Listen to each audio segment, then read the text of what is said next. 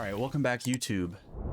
So today we got the Pure Paladin list, the Windlord version, with Feast and Famine, and Hope for Quel'Thalas, and where's that? Horn of the Windlord. This deck's been kind of taking the ladder over the last what 5 or 6 days now. And I was gonna do a video over it. I played it on my last stream and never got around to making a video for it, so I figured I'd do it right now before nerfs happen for it, because they announced nerfs, or well, teasers for the nerfs. So I'll kind of quickly go over that real quick.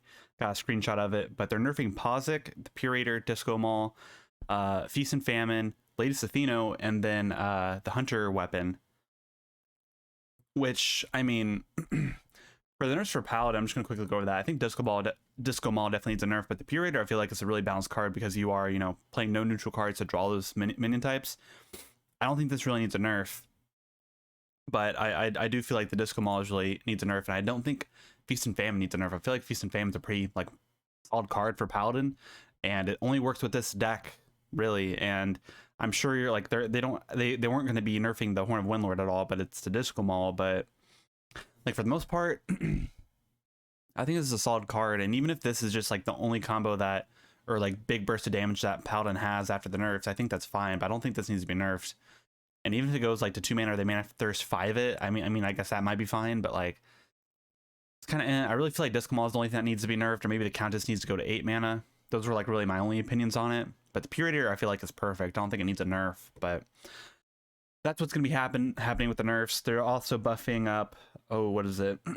Risa from the dual class for what is it, Rogue and Demon Hunter. The 3-mana 3/2 imp from that's mage and warlock that adds the fire spells to your hand. That's getting buffed, and then the Dispenso bot's getting buffed. So there's not many buffs happening, and so I kind of, I don't know, it feels kind of off to me with those. The meta, I haven't been playing too much because of work and I've been busy, but it just feels a little stale. And so I thought they're going to be doing a little bit more with it, because over the past couple patches that they've done a lot. They've buffed a lot, they nerfed a lot.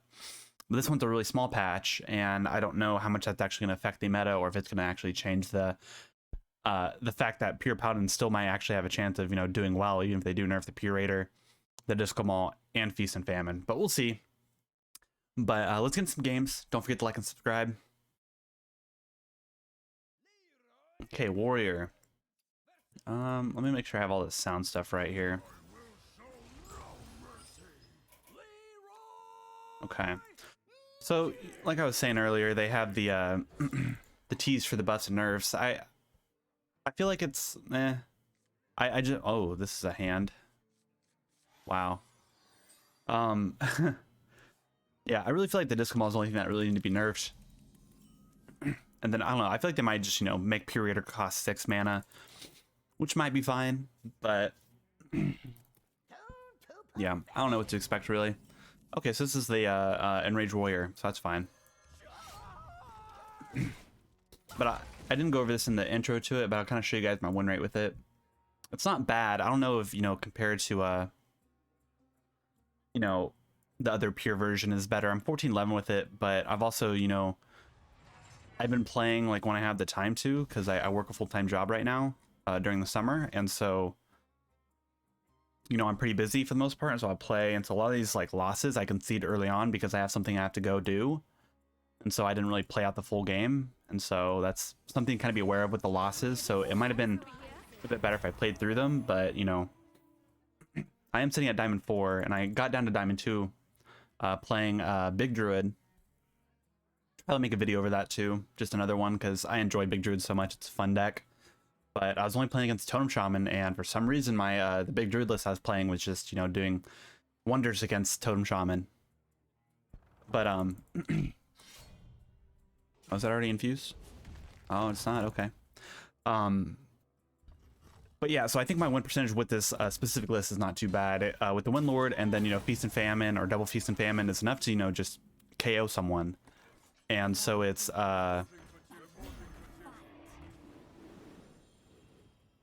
it's one of those things where it's a pretty crazy combo, but you have to have this already played.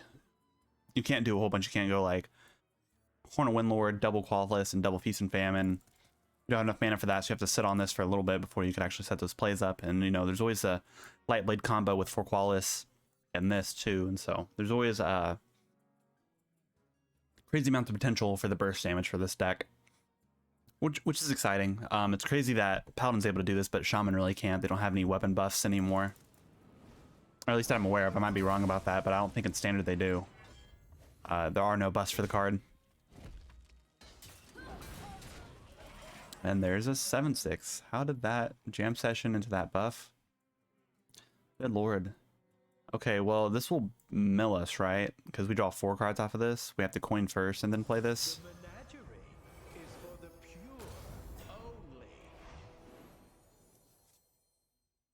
That's 5. We don't even get over that, which kind of feels bad.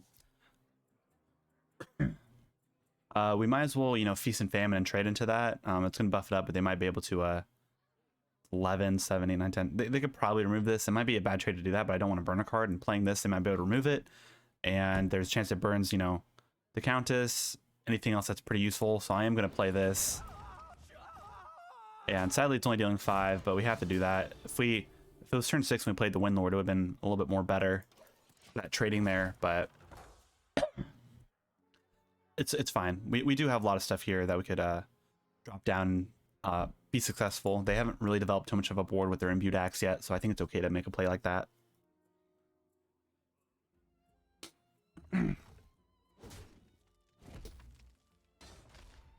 Plus, they're only netting what is it, a 3/3 from making that trade too, so that's not all that bad in reality for us. Yeah, so like that was a positive play on our end, I think.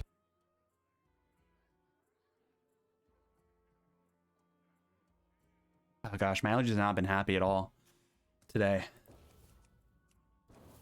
But I think for turn 6 we could either do we could drop down the Sous Chef and double Lightray, or we could just go ahead and drop down the Horn of the Windlord and start preparing for that, because we have this and that now. But we need a board to, you know, keep that on. So we'll go Disco Maul here. These will be 0, so we'll play the Savior first and see if we could dredge up something useful. Yeah, like the Countess. And I'm not too worried of actually dropping down both of the Lightrays here. Because I don't think the,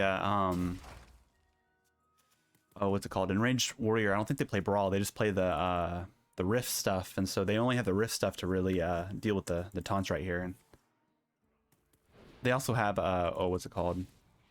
Not Remora. The 6-man legendary that gains 1/1 for each of the damage stuff, and then it like attacks everything. That's their like other board clear, but not every list runs that card in it, so.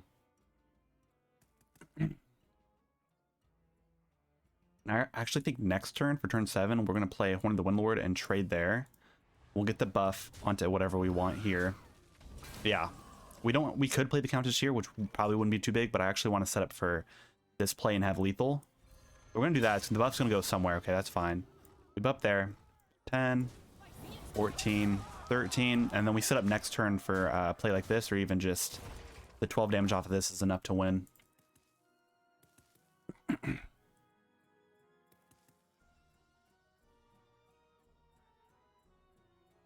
Yeah, he shouldn't have really anything to deal with this board anyhow. Even like if he's able to get through all this, he still has to worry about this. And even if we need to, we could tap, play this, cast, and then we just win off of the damage through there. Okay, nice. Well played. Well, that was a really easy first game for the list. Liadrin versus Jaina.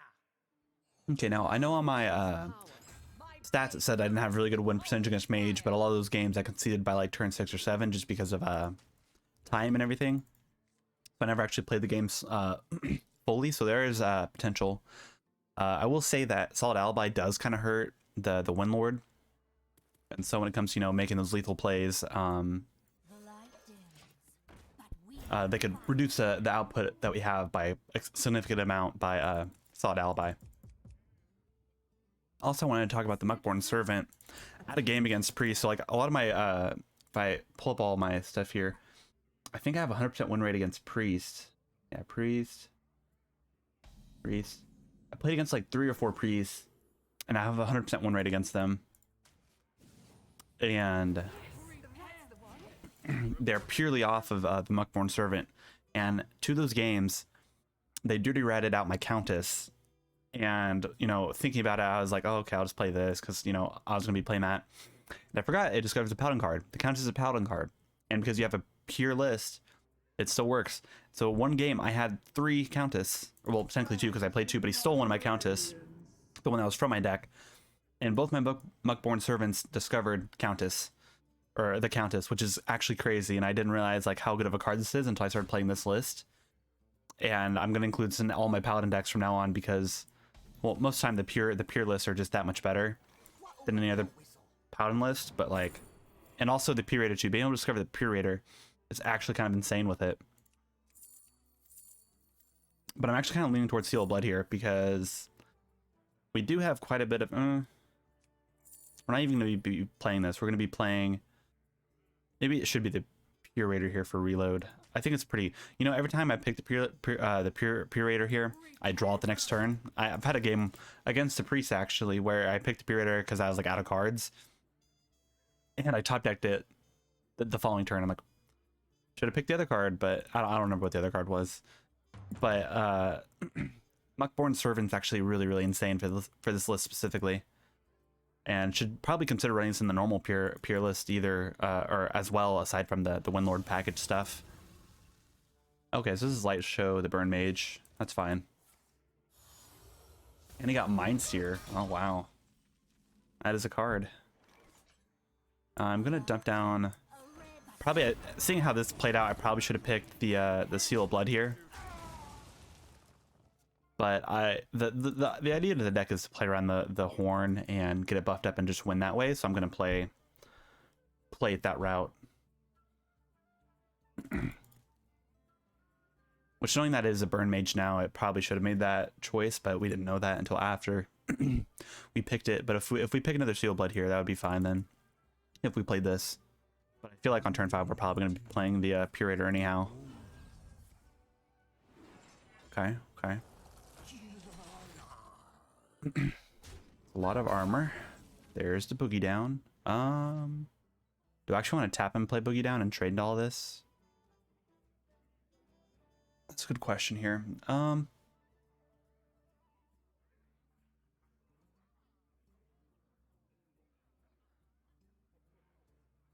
battle. We'll do that first. You can trade. And then he has, what, the Arcane Bolt in hand. He didn't discover anything else. So we could play this. 1, 2, 3, 5. We will draw up to 4 cards, I believe, because that's 1, 2, 3. Oh, we also pull out one of our own Purator, or... So we actually might burn a card here, so we are going to have to go a different route with this. I actually kind of want to play Muckborn Servant here. You know, Lore Tracks to Redeem is not too bad. We don't have any dragons in the list. Period is a cheap thing, but I think we need to play towards value. We'll do it like that. This will be a late game thing if we find other ways to discover other things, but you probably could have argued that the Righteous Protector was a better thing to play there because we could have also played it instead of tapping there. But I kind of like the 5/5, and then also giving these Divine Shield. We are going to be tapping a little bit more in this matchup because we are going to be trying to set up the OTK with the WINDLORD, and then hopefully Feast and Famine and double for Quel'Thalas as well. So we'll see what happens with this, but should be okay making that play.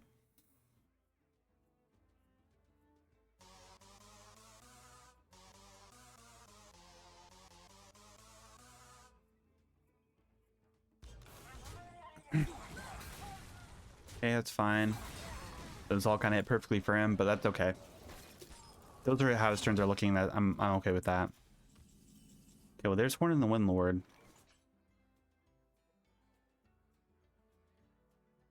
You know, I kind of need stuff to be pulled out of my deck here.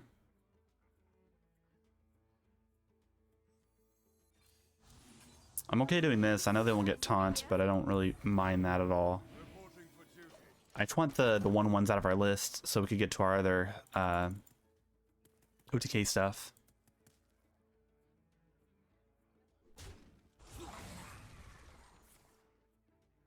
Deathborn's a bit unfortunate.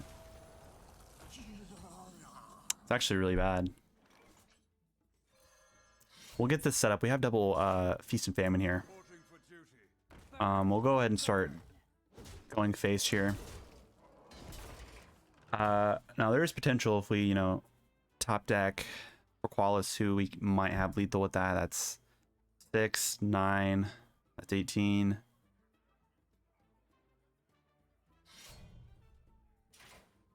$21 damage. There might be a chance.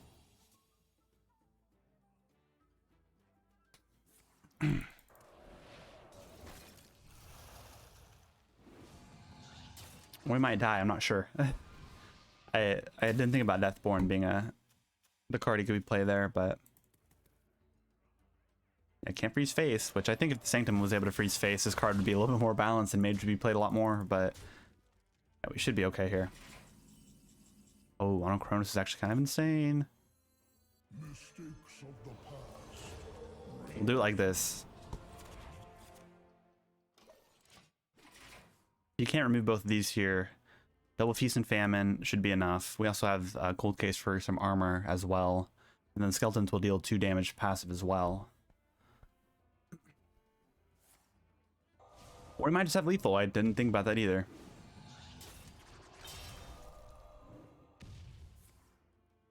Does he have double in his hand? Oh, he had the Frozen Touch. I forgot about that. Well, you know, it is like that. I probably should have played the Feast and Famine there then if that was the case, but... Okay, Druid.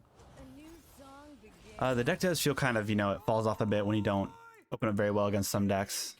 Because it's kind of a flat end. It's either you're all in on the minion guys or you're all in on the weapon, it feels like. And if you draw a little bit of one and a little bit of the other, but you don't, you know, curve out really well, it just kind of falls a bit short.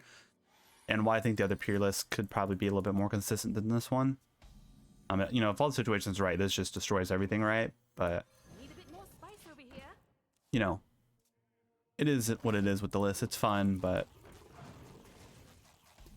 it can be a little difficult. I will go face here.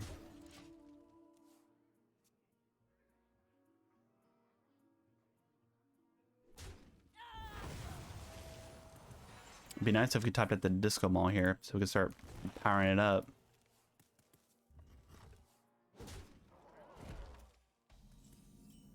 Lightray is a card. Yeah, playing Boogie Down on curve is really important. You know, honestly, they probably could have like nerfed this over the Purator. I think they could have made this 4 mana, slow down how much, you know, this could do in a turn. But what do they want to do? Oh, this can be Feast and Famine, or not Feast and Famine, the Funnel Cake.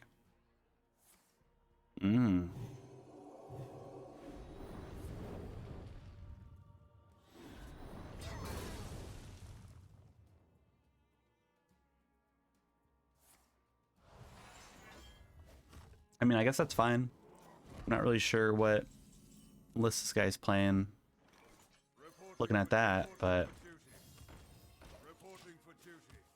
because I don't think they could do the OTK stuff that they can in Wild with the Pyromancer and Funnel Cake stuff, but I might be wrong. I haven't been playing too often, so I don't know what the whole meta situation is looking like, which actually I could check that.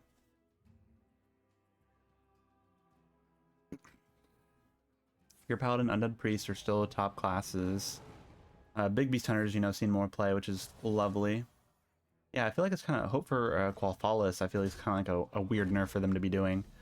Like making it 7 mana or like changing the stats to it. I feel like the card's bad as is, and it's only, you know, played in certain decks. But yeah, I don't know. Yeah, Bill Demon Hunter's doing all right.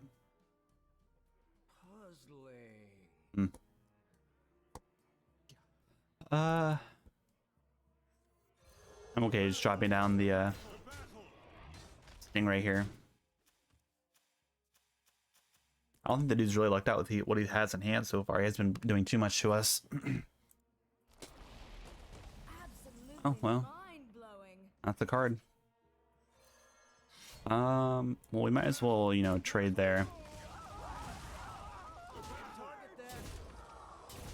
And we'll just do a trade. We could probably potentially set up lethal next turn with this. This is 12, 17 right here already. And he hasn't drawn the free spirit, so he doesn't have a lot of armor gain, which is good for us. You know, I am surprised that well, that's just exactly lethal, right? Yeah, it is. Oh, it is definitely lethal. I'm surprised that Hero Power Druid hasn't been seeing much more play. Yeah, that's for sure lethal. Well played. Yeah, it's just a crazy like burst damage that the deck can do, and it can also heal quite a bit too. So, I mean, I guess I can understand why they nerf Feast and Famine here, but it is what it is.